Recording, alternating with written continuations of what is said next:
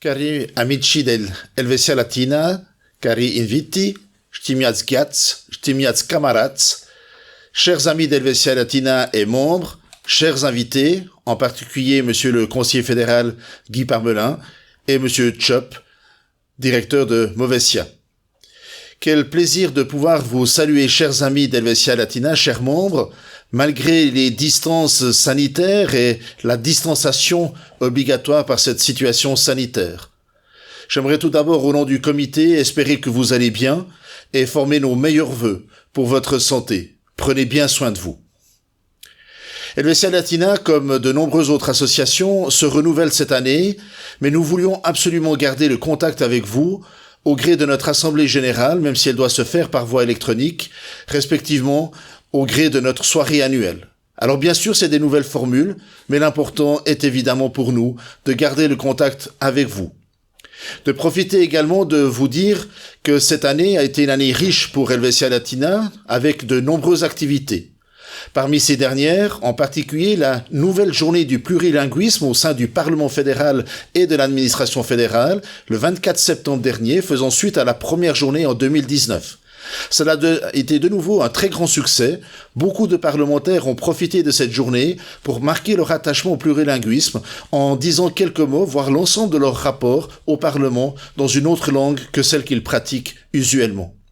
Au sein de l'administration également, de nombreuses activités ont été recensées au cours de cette journée et le Conseil fédéral a clairement positionné cette journée et cet engagement pour le plurilinguisme.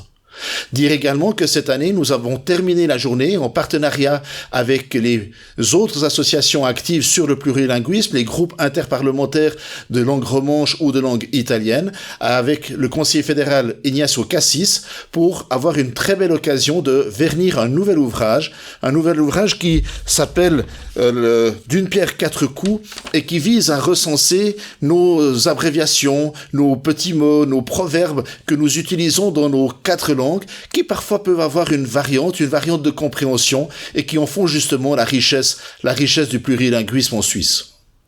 Vous le savez, j'ai l'habitude d'utiliser l'image du diamant quand on parle du plurilinguisme en Suisse. Ce diamant, c'est une richesse pour la Suisse d'avoir cette richesse de langue, cette richesse de culture. Mais il faut qu'on y soit attentif, il faut qu'on y travaille, il faut que, comme pour un diamant, on le polisse régulièrement pour qu'il puisse briller de tous ses éclats. C'est notamment au sein du Parlement par diverses interventions parlementaires, que ça soit de Laurence Feldman-Riel ou de Marco Chiesa, au vice-président, de Jacques-André Maire, notre ancien vice-président, ou de votre serviteur. C'est également au gré de différentes interventions dans les médias, à chaque occasion où il est possible de rappeler l'importance, encore une fois, du plurilinguisme, encore une fois, de la richesse d'avoir des représentants des langues italophones, romanches ou françaises au sein de l'administration, au sein des plus hauts niveaux de direction des entreprises fédérales ou de l'administration fédérale.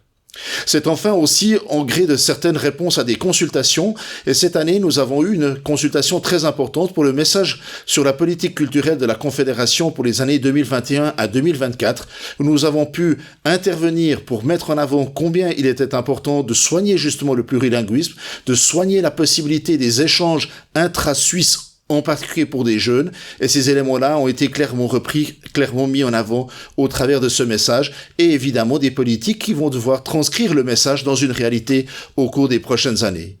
Soyez assurés, chers amis d'Helvetia Latina, que nous continuerons à porter cette responsabilité avec vous les membres d'Helvetia Latina, afin de permettre vraiment que ce diamant du plurilinguisme soit un élément fort de la Suisse, comme il l'a été jusqu'à aujourd'hui, au gré des prochaines générations. Merci beaucoup de votre engagement. Merci de continuer à porter le flambeau du plurilinguisme suisse et de la présence de Helvetia Latina, mais des latins dans l'administration et dans les tâches importantes de la Confédération. C'est une mission noble, c'est une mission importante. Nous pouvons le faire au comité grâce à vous, chers membres, chers amis d'Helvetia Latina, réunis à l'occasion de cette soirée annuelle.